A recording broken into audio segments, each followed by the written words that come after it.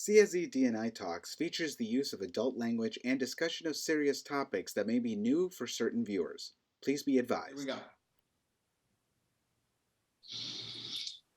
All right, everyone, welcome back to another episode of Comedy Sports Chicago's D&i Talks with your host, me, Luis, a longtime comedy sports player in Los Angeles and in Chicago, and now, of course, a director of diversity and inclusion. Now, we started this show a while back to introduce everyone to people from within our ensemble, but also to hear their experiences, how they have kind of driven through the world of improv, whether it be in their hometown in Chicago or specifically here at Comedy Sports. But now we're starting to kind of evolve the show a little bit. Aside from getting to individually meet people, we're starting to do more group discussions. And these discussions will usually kind of revolve around a specific topic.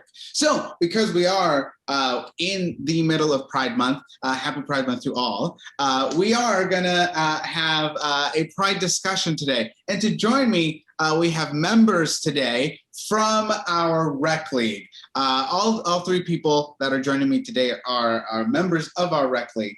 So as I introduce you, just give everybody a nice wave. Of course, from 8-7 Central, we have Robin Krieb, one of our rec league players, and Ariel Schnur, who is a player of Snow Joke, the self-proclaimed best team ever. And then, of course, today, very special guest. We do have the good Reverend Clark B. Newton, who is also a member of the team Channel Surfers, which I got the opportunity to coach. So thank you for being here, Reverend. Thank you. But in all seriousness, thank you all for being here. I really appreciate you taking the time to kind of sit down with me and have this discussion that we're going to have today, because I think it's a very important topic. But before we do, real quickly, let's go around the block and everyone just kind of give us a nice hello. And when did you come into the comedy sports world? So like what year did you either start taking classes or come see a show and finally it was like, I live here now, or, audition in? When did that adventure start? So let's start with Robin. Let's see, my comedy sports initiation started in, I think it was September, October 2020. So when y'all had the auditions to do Rec League. Okay, so yeah. So essentially it's mostly been online for you. Yeah, pandemic. Okay, so you've been a pandemic comedy sports player. Okay, cool. Yeah. And let's go with Clark, Reverend. Thank you. I joined the comedy sports community in October. It'll be 3 years. And it was pretty much as soon as I moved to Chicago, within that first week, I auditioned for comedy sports. And it has been a huge part of my Chicago experience. Right. If you want to hear more about that, Clark, they have their own episode, so you can go and listen to that. I'm in it. And that's the highlight of that episode. Let's go with Ariel. Yeah, I joined at the same time as Robin, that same group of auditions. So the only play I've ever known with comedy sports is being a Zoom improv performer. Cool. So y'all never got to set foot in the old space. I set foot in there to watch the shows as a fan, but I have not been You on that. never got to set foot on the stage as a player. No. Well, here comes the new space, hopefully soon. All right, so awesome. So glad that you are all here today. What are we discussing? Well, one of the things that we wanted to discuss is, as the years have rolled on, we've managed to bring more and more of the Pride community and Pride experience out onto the stage of comedy sports. But there's also been a bit of resistance, and a lot of that resistance comes around the idea that an LGBT community type show would not be family friendly or fall into the realm of what a comedy sports show is. So I wanted to kind of talk a little bit about that and what people thought about that specific idea. So if anyone wants to kick us off on what I might have just said that might have sparked some thought in anyone. Robin, I saw you make a face. Yeah. Actually, I feel very strongly about this, and I'm rather disappointed, honestly, to hear that this is the thought process with comedy sports. That the two don't equal each other. Being in the gay community and sexuality, although I understand the correlation, how does one have to do with a family-friendly show? There's so many other aspects of being in the LGBTQ plus community rather than just sex, and that it's been a lifelong like irritation of mine. That's how it's viewed.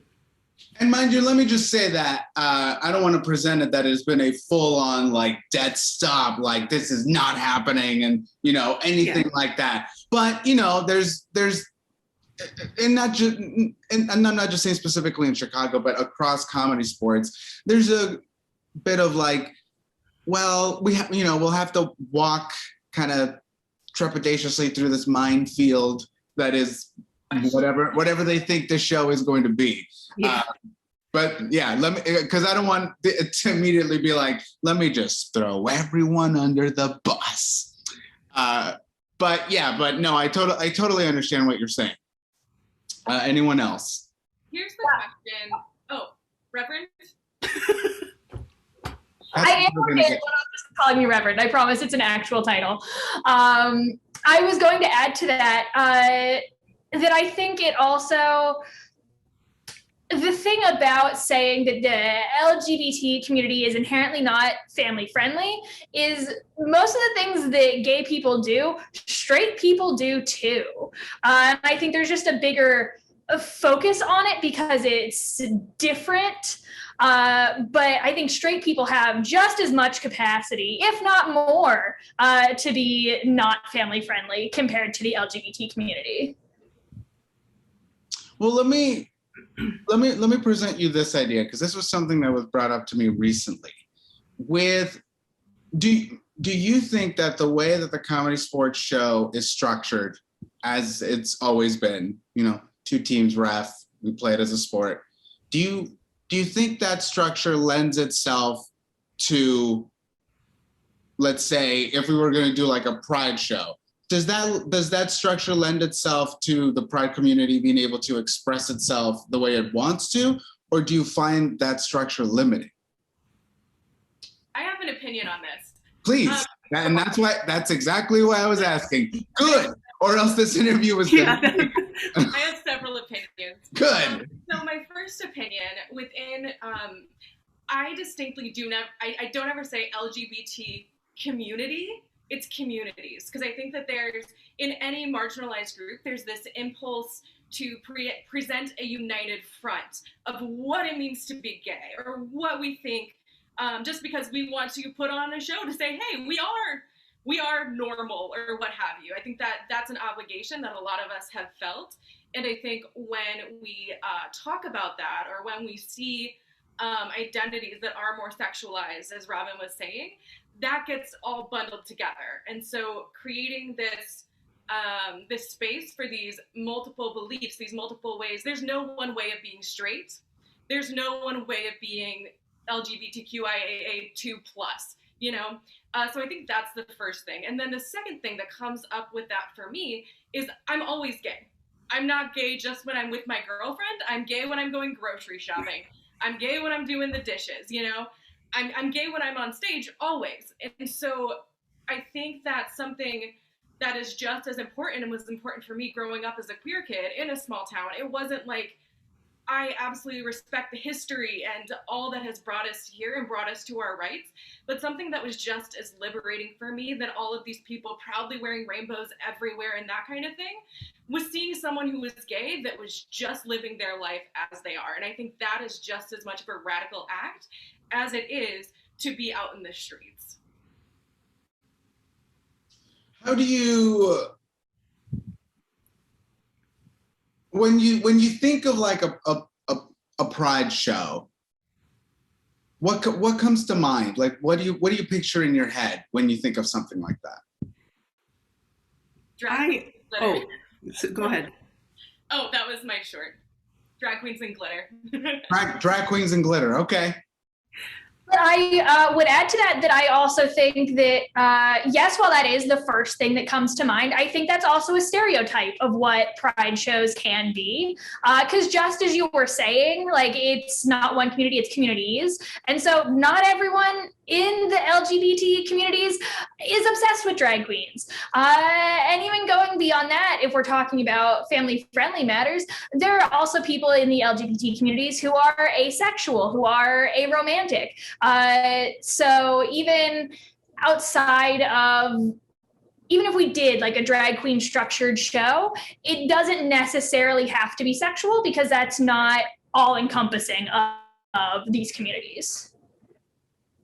If I could add to that, I was thinking more, Luis, when your original question was, does comedy sports, the typical match, lend itself to a Pride event? I don't feel like comedy sports matches are what they are. I feel like the way to make it Pride related would be to have those in the LGBTQ plus communities who identify play matches with each other, and I think that would be quite, a Pride type event. Same structure, but we're doing the comedy sports theme, but together. Right. 100%. Also, I would add, I'm not against drag queens and glitter. Like, let's have some of those too. Like, I was gonna say, I don't know, but yes. It's also, there's definitely that stereotype that, like, you say Pride show, and like the first thing that pops into my head is that very flamboyant, rainbow, what have you. But I completely agree with you, Robin. Like, if a gay person is on stage playing, great. That means there's a gay aspect to that show. It doesn't have to be every character I come out and I'm like, so my girlfriend, like that doesn't need to be present for it to be a gay show. Yeah, I feel it's really important for representation that if we were on, stage or virtually playing a show together, that brings great representation for those watching, for those kids watching who may identify in our communities someday. Thank you. That was like the biggest thing coming into this when I was like playing it over in my head of like this family friendly idea. For the people who are saying it's not, whose family are you referring to? I have plenty of friends who are gay that have kids, and we have fans that are gay. We have kid fans that are gay, fans who are kids that are gay, and so if you're telling this queer kid that's watching our show that to be your true self or live authentically is not family friendly, that's quite the message to be sending to our fans and the kids that watch our shows. I think part of it comes from the fact that on stage,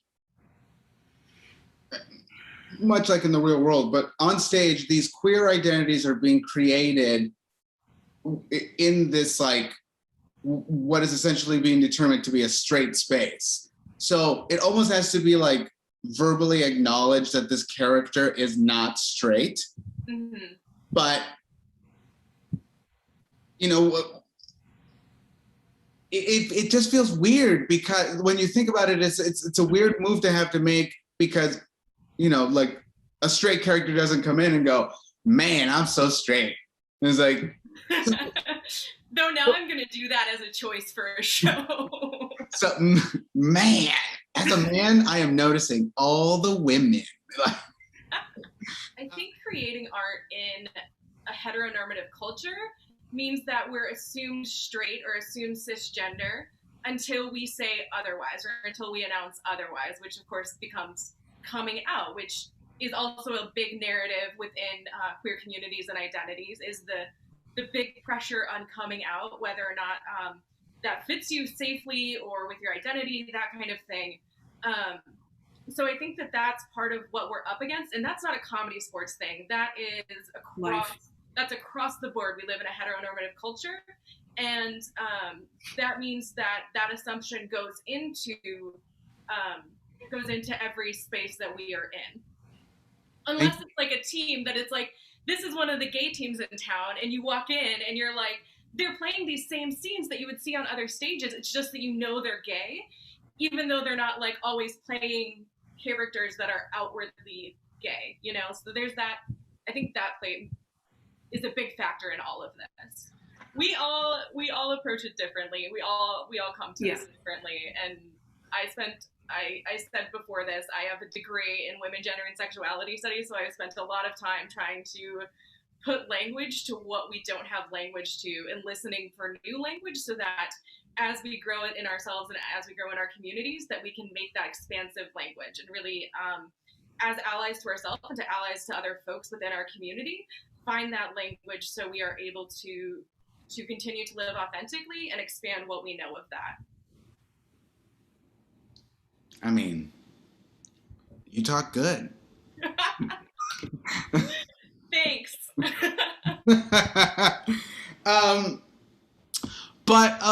So then, as we, continue to embrace the communities, and essentially my idea is always, I want people to feel comfortable enough to express themselves however they want.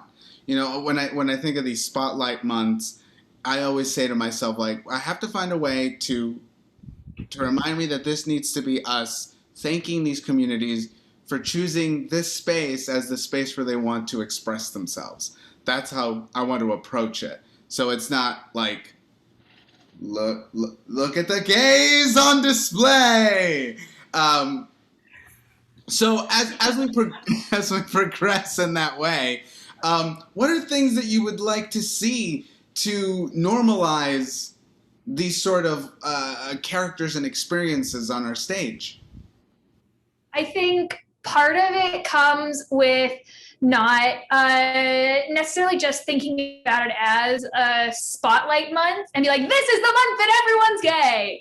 I think there can be work done during June to make commitments to year-round programs that invite more queer performers and even full queer shows. And I think that alone creates a more welcoming environment than just, we're doing this right now, we did a good job. Yeah, no, and that's something that I do come up on a lot as we keep doing more of these. And I have to remind myself that a lot of it is because we haven't done these before. So in my mind, I'm like, before we can move away from these sort of things, we need to at least do them. We need to acknowledge and we need to spotlight for a bit. In my mind, I'm like, I'd love to not have to do this so hard just because everyone's here and everyone's welcome and that's just how we work.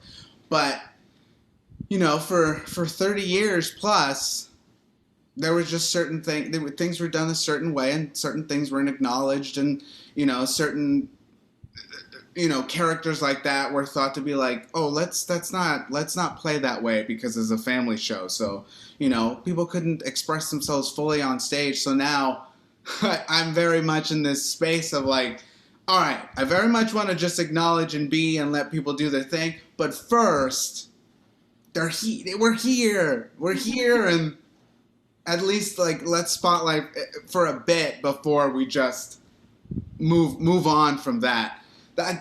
Doing all this work that has been going on for the last couple of years has just kind of got me in that place of like, yeah, it should just be a nice, amazing mishmash, but also let's acknowledge first. Let's acknowledge before we do anything else. Absolutely. And I'm not saying do less during June. Like, hell yeah, very here for all of the activities that are going on right now. No, and I have no plans to do less, but I get where you're coming from. And I think about that every time that one of these comes up, where I'm like, it can't just be now. It needs to be all the time. And so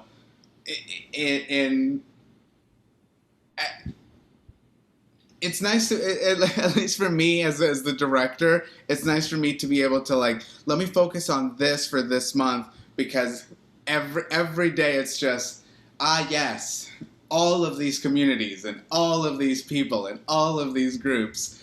So I at least it makes it a little bit more special for me that like this month, let me at least spotlight this because I have so much going on. Question. I was putting some things together. So within Pride Month, we've had some Pride matches, and then there's also the Rainbow A Go-Go show, which is 18 plus. So I think that if we're looking at this family-friendly idea, we've got like, when we're promoting a match, it says this is going to be a Pride match, you know, and it's just in that one little thing, but we're widely publicizing Rainbow A Go-Go as an 18 plus show. You know, so I wonder about also that family-friendly idea of, yeah, it's absolutely great to give adults an 18 plus show, but do we do that for any other months or spotlights? Were there any other 18 plus shows? Great point, Ariel. Love comedy sports. Yeah, you're sending a no. That is a fantastic point. It's sending a conflicting message that, like, for some reason we have to be the 18 and older. Why? I can tell you off the top of my head that no other Spotlight Month has had an 18 and over show that I can think of. And that is an excellent point. Yeah. You're right. Why does it have to be that? It does send a very conflicting message.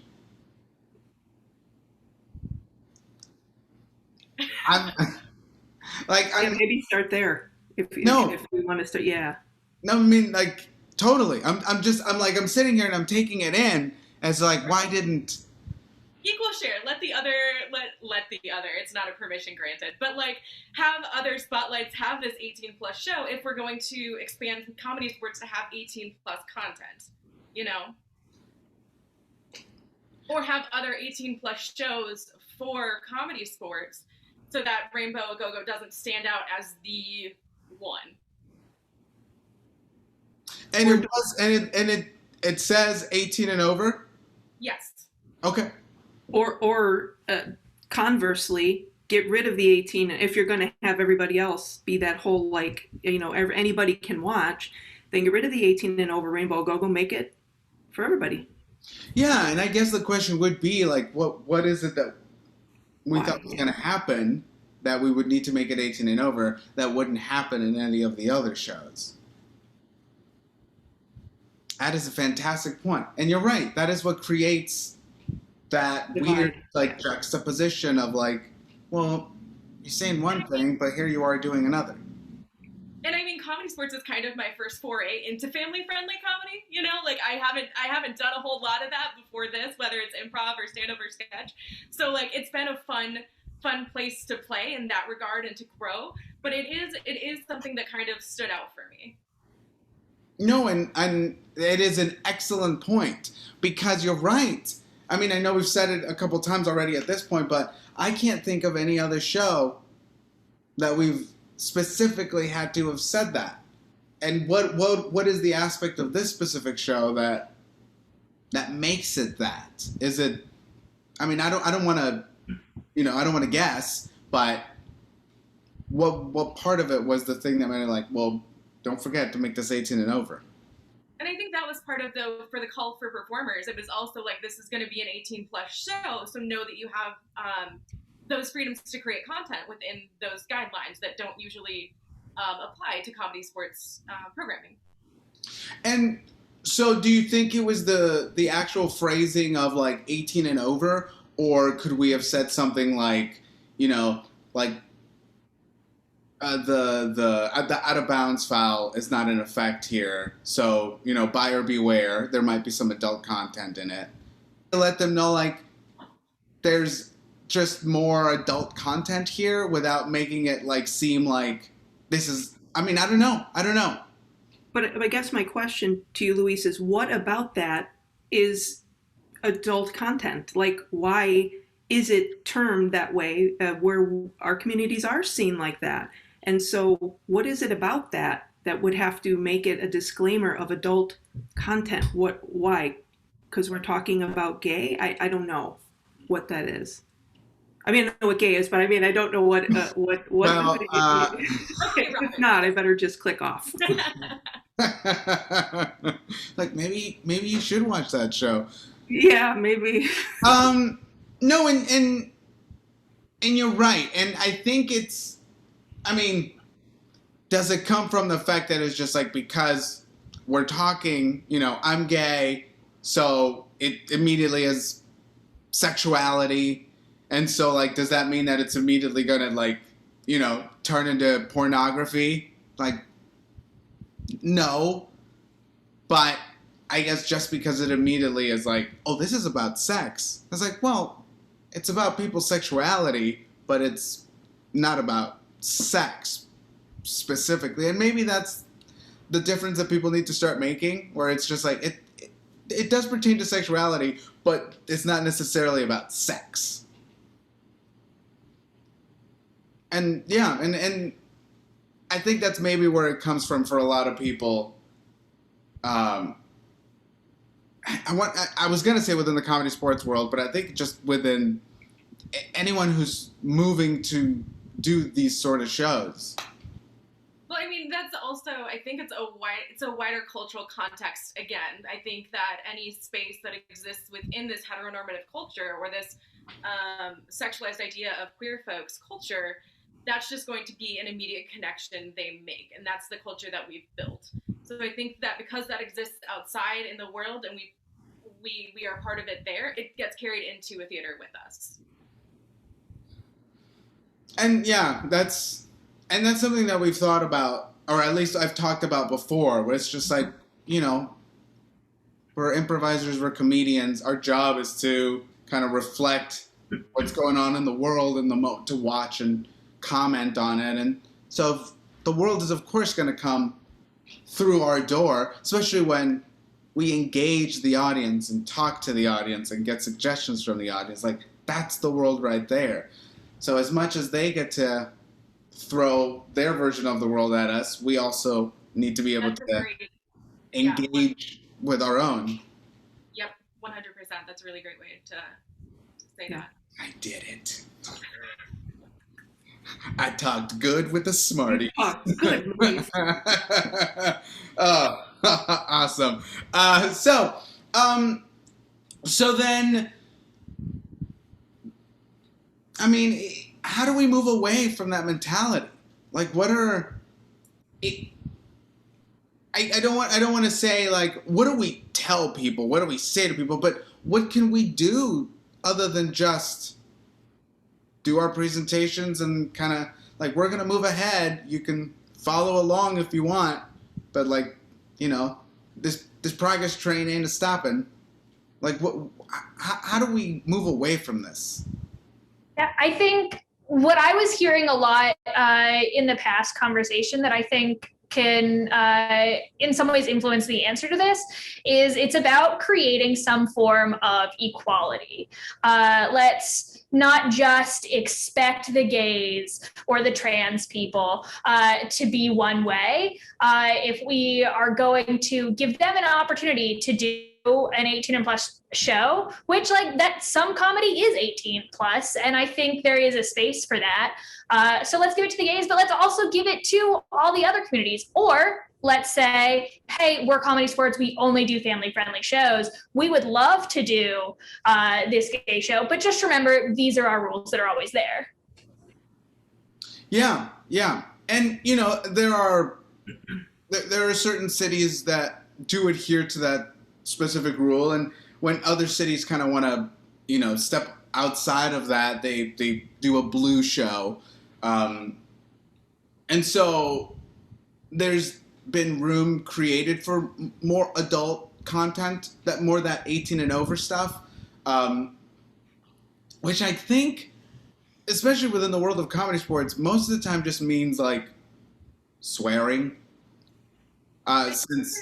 It's also important to know, like, there's other adult themes besides sex that are avoided at comedy sports, you know, which fantastic. But I think that when you say adult content, that immediately sounds like sex, you know. I'm not going to go through and list like all these adult themes, but I think that that's like something to remember, is that it's more than just, there are many things that are adult themed or adult content other than sex and sexuality. Right. No, definitely. And again, it just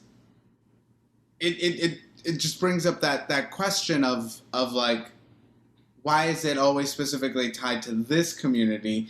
And how do we break that? How do we break that thought process so that, you know, we can present a scene, you know, like a scene where you have, you know, an LGBT family just, good morning, we're just having breakfast, and it doesn't necessarily have to be like, everyone's still gay, just, you know. Like, how do we just allow that to happen without people immediately like, oh. I think there's small indicators that you can start to put in place. Like something as simple, we were talking about putting your pronouns in your name on Zoom, which I know is a very small thing, isn't going to fix any large-scale problem. But I think that if I see a performer bio and I see pronouns listed next to it, I'm like, okay, I can breathe a little easier here. Or I love your flag. I'm not super into rainbows, but if I go to a business or a restaurant or a theater and I see a little rainbow flag in the middle, I'm like, okay, I can breathe a little easier here. You know, so it's just kind of those small steps that, like, if somebody's against queer folks, they know about pronouns now. You know, they're gonna see pronouns in a bio and they're gonna be like, oh, wait a second, this is something different. So, Robin, I think you were going to. Oh, no, answer, and then I'll ask my question. Go ahead. Well, I was just going to ask, you know, what are things that we could do in regards to things like that? But once we open back up, you know, like it's you're right. It's super helpful here in Zoom just to see someone's pronouns and immediately be able to be like, oh, okay, and have those moments of exhale. But how do we create those sort of moments of exhale on stage when, you know, we don't have a little name tag right here? So it's a very multifaceted and complex question, which is why I think I was taking a moment to think about it. Because the simple answer is there are places where you see people's names outside of Zoom. And there are spaces where rainbow flags can be hung. I also don't necessarily want to put it on the onus of everyone has to have their pronouns listed publicly if they don't want to, because that can be an issue for some people. I do know my first house team, we chose to do, I know we did at least one show where we all wore buttons with our pronouns on them. So there are little things that can be done to say this is a safe space without necessarily blasting it everywhere and being like, we're the LGBT theater, because comedy sports is for everyone. It's not necessarily just for the gays, but we want them to feel comfortable here. Yeah, definitely. And you know what? Before I move on to this next thing, Robin, you had a question that you wanted to. Well, I guess, you know, you explaining, Luis, about how with comedy sports and you talking about like doing scenes where it's the LGBTQ family, whatever, or if it's the same sex, is that honestly a thing? I didn't even think about, like, if I'm coming on and I'm doing a scene and it happens to be that I'm female identifying and someone else is, and we're a same-sex couple, is that not done at comedy sports? Is that it's not, like, it's not that it's not done. It is very much done. It's, you know, I've been doing it for a long time. I've been around for 22 years, and it was just one of these scenes that immediately created a certain sort of tension in the room, because it's opened up more as I think at the time people just, it was a very just heteronormative sort of space. And so anything outside of that, because it wasn't talked about, because it immediately took on this like adult theme thing, people didn't know how to handle it on stage. And so there was just a lot of like trepidation from people who were like, well, we don't do these sort of scenes. And so I've watched it evolved over the years, kind of quietly in the background, as people just kind of were being more themselves, to a little braver on stage to present this part of themselves. And I say braver again because there was just always this feeling of like, we just don't talk about that part of it. And so it wasn't that they weren't, we just didn't talk about it. There was just no, I don't know how else to say it. Well, maybe it's more so then about getting the cast and the ensemble comfortable with that and presenting it more. Every time I've done improv, it's that, you sometimes you play opposite sex couples, sometimes it's same. It's never been a whole like, oh, this is family friendly. I honestly have never thought about that in context of a comedy sports show. Like, I never would come on a scene and think, don't do that. It's not family friendly. I don't know about my other two panelists, but it's just something that's always done either way. I have done shows with people where we were told not to bring up certain subject matters because the group that had hired us was, very religious or very conservative or very this and very that. So there were gigs that were done that were just like, hey, we have to play this one like really tight because blankety blank blank blank. And that was one of the things that was like, when you're there, don't mention XYZ because the client is this, that, and the other thing. And so it was always treated as this like kind of very like hot potato sort of subject matter. My question then becomes, is the money you get from a group that doesn't want to talk about that worth it? Yeah. And you know what? That is a fantastic question. And I'm not the person to answer that because I've never been the person in charge of the money. And so I don't see that side of the business. So I can't comment on it. Of course, my response is like, well, we don't need that sort of business. But, when you have 50 mouths to feed and doors to keep open, like I can't judge someone for taking a gig to keep the doors open. But you're right. It's a fantastic question and the question we should talk about more. Yeah. I don't know how much that's changed over the years, again, because I've only ever observed these things from the sidelines and just kind of, was going through my own journey of how I was going to express myself more. Like, I only really started embracing, the queer side of myself probably within the last 5 years. So it's been a huge learning curve for me, especially taking all this on as well. So I've only ever observed it and watched it and just kind of watched other people go through it. So as per like, can I speak too much on it? I can't. Well, I think then we're talking about, as we all know, of different theaters that have or have not made it. It comes from the top. And if the top or whoever makes these decisions for the whole theater, it's something that we need to either try to enact change with or at least bring up as a talking point of, are we comfortable with this? What is more important here? Embracing our communities that might not be the typical, heteronormative, or is it more important to show and honor these communities that feel like we haven't been honored before? It's,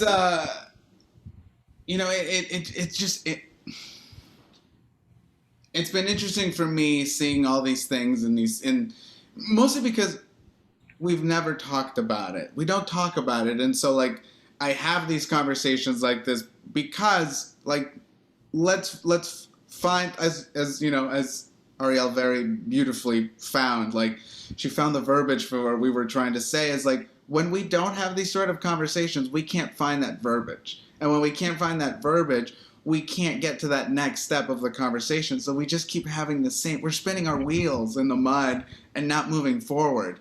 So something I think comedy sports is doing well in this regard is questions are being asked, and they're not just being asked, they're being heard and listened to and considered. And so once you create a space that welcomes and honors questions being out there in the open and the public, that's where change can happen. So I think that that's something that's very important that's going on with these talks, is we're having moments of celebration and moments of what ifs and how can we's. And yeah, and for me, it has been a lot of just like, we've thought about this a lot and whispered about it, but never actually sat down and went, this is a thing. Should we talk about this thing? You know, we even going into this conversation, there was just a rough idea of like, this has been a topic of conversation before, but we've never delved deep into it or what it means anymore because we don't. And kudos to you, Louise, for spearheading this with, you know, having these talks, because this is the first step. If we can talk about it, then I feel like then change can be enacted, hopefully eventually.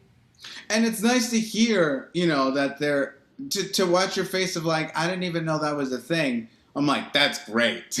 That's so great to hear. That's awesome. Because we need more of that, more of those people that can just kind of look at it and be like, well, this isn't an issue. I don't know why you think it is, and we could just do this thing. Because I think at times we have a lot of, or at least we come up against people who are I guess, purists in how we play comedy sports. You know, like we've done it this way since the 80s, and so why change? If it's not broke, don't fix it, sort of thing. And it's just like, yeah, but so much has been updated since then, you know, like things change, things evolve. It can still have the same feel. At the end of the day, it's just getting a group of people together and creating a dumb show for an audience. So why do we bury ourselves under these specific rules of like, well, we can't do this? I think along with the it's not a big deal thing also comes, I guess I'm talking a lot about the culture that surrounds what we do. I've been a very out person for a long time. There are places that I am not out. If I am getting a phone, I was at AT&T recently and they asked about sharing a plan and I was like, oh, my roommate. And I was like, who are you? You've been out for so long. Or like not holding someone's hands in certain spaces. Or like I've been in shows where I'm like, I don't trust this audience. I'm not going to out myself. And that's a privilege I definitely have because I am straight passing. So I can acknowledge that. But it's when you bring that hesitance in the real world, like a small town girl, super rural, conservative, whatever, everybody in that town now knows I'm gay. So like I'm not, I don't think I'm generally afraid, but even though I'm not afraid cognizantly, there's this underlying part that holds on to us or holds on to me even a number of years later, you know. So I think that same hesitance is carried into the theater with you. It's carried into every space. And so do you think that hesitance is like, do you see that as a negative, something you'd like to move away from? Or I would personally, in my life, I would love to move away from that. You know, I would love to always be like, no, I'm going to be out or whatever. But I think a conversation that's often ignored within queer communities is like, oh, you need to be out because you need to show the world that you're okay, whatever, you know. My personal safety and my family's safety is not worth the education of bigots. I'm not going to put my own life on the line to try to teach someone else a lesson, you know? So I think that there isn't one answer. As much as we would all love there to be one answer, there's not. And I think that those complicated experiences are going to live with us wherever we go. While it's in our culture, it's going to be in the art that we create and the comedy that we create. And that's kind of like the driving force behind a lot of these conversations is just like, by having them, we are comfortable with the subject matter. And so when something comes up on stage, we know what's happening, we know how to talk about it, we know how to deal with it, and we know how to move past it. Just to be like, it's just this, doesn't have to be a thing. Let's all just go back to the show and we move on. But when we don't, I see people just like freeze. How do my arms work? You know, like people just stop knowing how to human because we don't talk about it. And so we say, you know, we can't say we're comedy for everyone when there are just certain things that we're like, oh, well, we don't talk about that. It's like, well, guess what? The world is going to come in through that door, and it's going to come in at some point, and you not talking about it is not going to help you at that moment because those people don't know that you don't talk about it, and so it's going to create some sort of conversation. Yeah, I think the importance of recognizing silence can be just as harmful, if not more harmful, as speaking out. And I think at times that might be our bigger enemy is our silence, as opposed to, like, well, that like freezing up and, wait for it to leave. Nobody move. And so it's those moments that for me, I'm like, those are the ones that I want to attack the most, because I think for me, I feel like those are the ones that do most damage, because it almost like not almost, but it does affect everybody.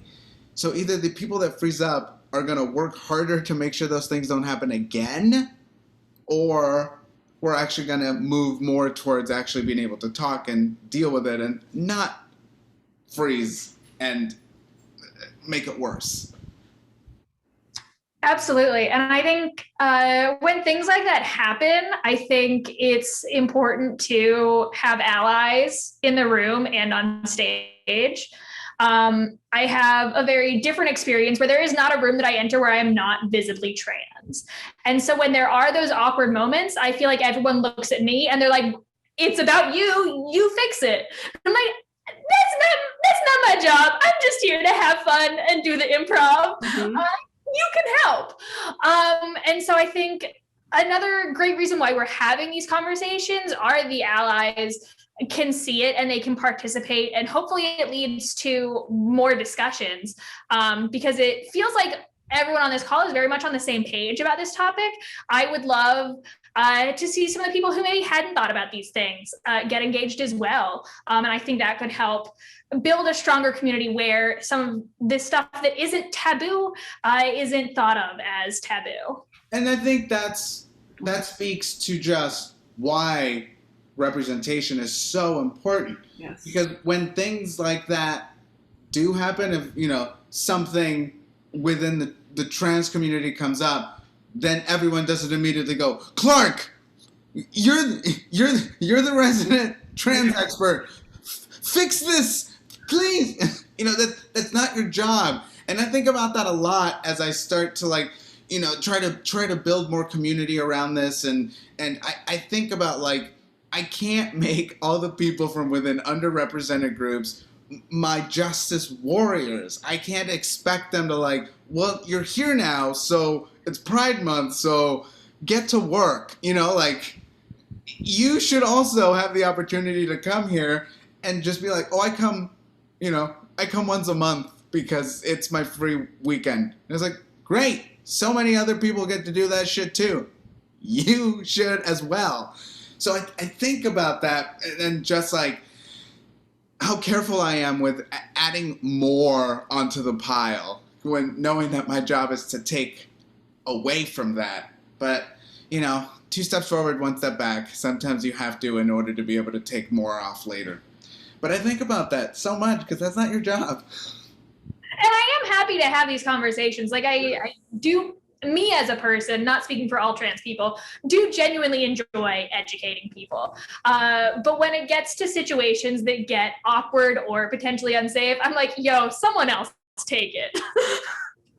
Yeah, because you should have the opportunity to just, I'm going to walk away, doodle-doo-doo-doo, and off you go, because it's not your job.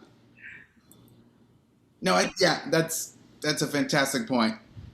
I mean, you guys have all had experiences of being the only gay in the room or the only queer in the room, and that kind of pressure, I think, or I guess I'm speaking for myself, but I feel like that's a pretty universal experience for queer folks of having been that expectation of being the voice for not only your community, but communities within our whole LGBTQ umbrella. It's a new experience for me, but I have had it. How do all gay people feel about? I don't know. Yeah. It is I've been in this space because, as I mentioned, it's only been within 5 years that I've embraced that part of myself, and so there's definitely parts of it where I'm just I don't know if I'm the best representation. I think like these guys have seniority. So Elders. I'm still trying to like figure out like You're not alone on that. I feel that too. it's I want to represent well, but it's us. But I also know just be yourself, bro. Just be yourself. You just have to be you. That's the whole point. But I'm also like, hey, straight person, how do all straights feel about this? You know, it feels very much like when you're at your job and you realize that all the senior people have left for the day and you're in charge, and you're like, oh no, how did that happen? So that's kind of where I am with it right now. I was like, no, have you seen me do anything? Like, we need an adult. So you're saying we're in really good hands here, Luis, with you being in charge of D&I, right? Great. I mean, have you ever heard me say, everyone, I'm going to kill this? I was just more like, I think we need someone. I will do it until someone better comes along. own your power. You're doing amazing. I love it. I've been loving it. It's been amazing. It's been incredible. It's a ridiculous journey, and it's so public. It's everything I wanted. All right. Well, I'll tell you what, everyone.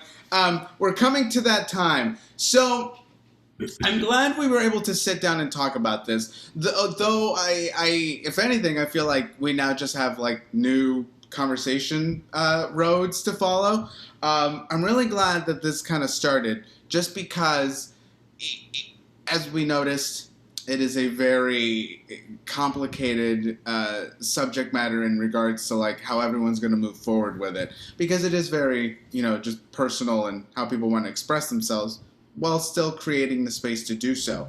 So, what are things that I guess what sparked in your head from this conversation? Like, where would you like to see the conversation move to next as we start to just kind of peruse this subject matter? Well, for me, I think that I feel like it needs to go to, like I said, whoever is in charge, the powers that be, to kind of continue this conversation, as well as the other members of comedy sports, maybe those straight identifying people as well, because if there's a thought in their head, if they're doing a scene like, oh, don't initiate a scene where we're same sex, if there's any of that going on, that's, I think, a bias that needs to be at least talked about, how we can normalize just, everything within our communities to make it be just that it's just the same as how you would do anything else. Yeah, and it's as you were saying that, it hit me that everyone here has been playing probably like 5 years or so, and so are newer to the comedy sports world. Whereas we have people who, like myself, I've been around 22 years, and over the last decade, I've kind of had to like Madonna myself and update and change or go away, because the way we used to play in the early 2000s doesn't really fly anymore. And again, we don't talk about the fact that we used to play that way. Just one day, someone came up on stage and went, hey, those jokes that we don't make those anymore. We don't talk about why. We don't talk about anything past us. New rule, don't do that. Boom. It's never discussed. Again, it's all about the conversation. They make the rules, they don't discuss why, so people don't learn. They just know, I can't do that here. And all of a sudden, comedy sports is the stick in the mud, because you're not allowed to do certain things at comedy sports. It's like, but there's reasons, and we don't talk about those reasons. It's why we don't have to be the stick in the mud theater. There's a reason why we do these things. So talk about it. The analytical side that came up for me is some kind of survey or audit of adult ideas within ensemble and within the company of like, what do you consider an adult theme and why? What impact is this adult theme having or causing for our fans? And what does that imply for them? So yeah, maybe some kind of anonymous survey of what are adult themes to you, why are they adult themes, and kind of get the importance out there of talking about what it means to have an adult theme, but also what it genuinely means to be family friendly in all audiences. I think one of the reasons that a few years back, we moved towards new sort of branding, which is where the Comedy for Everyone came out of.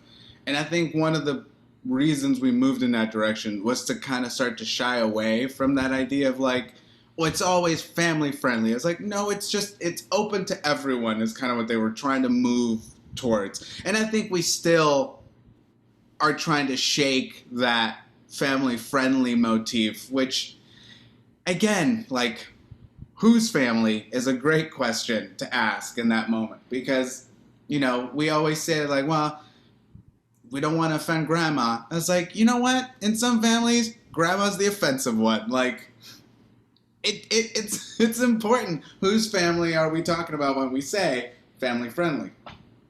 I just made a connection. So family friendly, I think something that's very big in queer communities is this idea of chosen family. And I just made that connection. So like what it means to be family friendly for folks that have a chosen family. I don't have an answer, but I made that connection and I love it.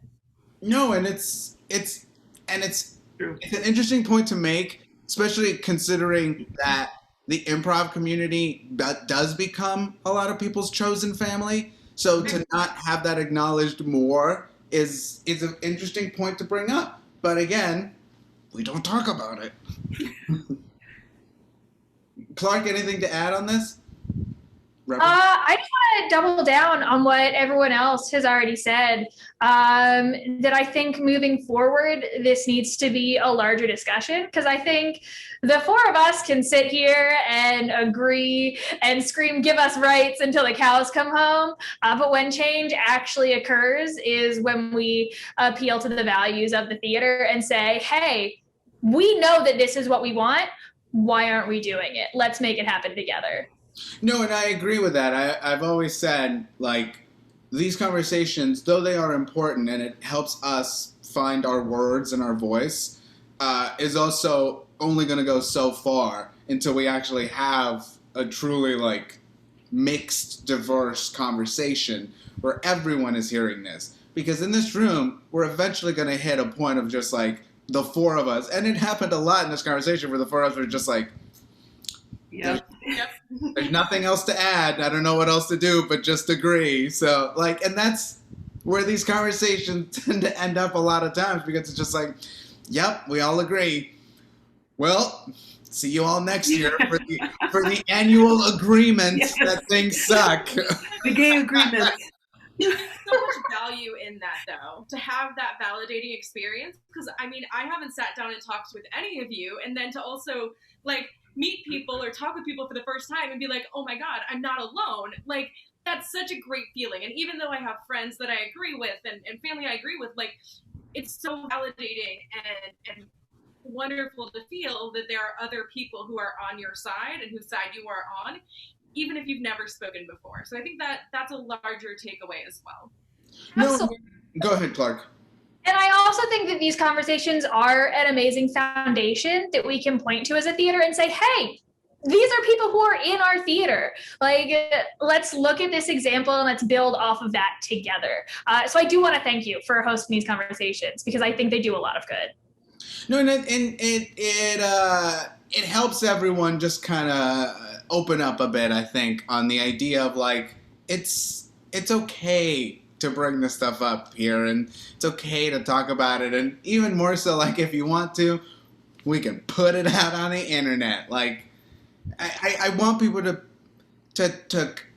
talk about these things, because I mean, I only know so much. I am full of ignorance, and so when I come into these conversations, I'm always a little bit like, I'm probably going to say something stupid, but I'm just going to have to, you know, embrace the fact that there's still a lot of stuff that I need to learn. But it only, you know, strengthens the ensembles, I think, to be able to meet like this and talk about this sort of stuff. So, yay for us. We're the best. All right, well, I think that's a great place to bring this to a close. So as I mentioned before, this is just one of hopefully many conversations that we are going to have. And now with things opening up, maybe we can start to organize some actual round tables where we can meet and sit and actually chat, which would be amazing, with masks coming off trepidatiously. But for now, thank you everyone for sitting and watching. For everybody out there, please check us out. We are the Comedy Sports Network. You can find us on Twitch, you can find us on Facebook, you can find us on Instagram, and you can find us on Twitter. We have programming 6 days a week, so check out our website, CSZchicago.com, for all your CSZchicago.com needs. Since we are in the middle of Pride Month, please check out all our Pride programming, including we have Comedy Sports Pride matches, Fridays at 7:30, Saturdays at 9:30, and we're also doing Comedy Sports D&i chats every Friday at 9 o'clock, and we're also doing our Pride Trivia Queers the Question every Saturday night at 9 o'clock as well. So check all that out. We got a lot of programming, and thank you for watching another Comedy Sports Chicago's D&i Talks.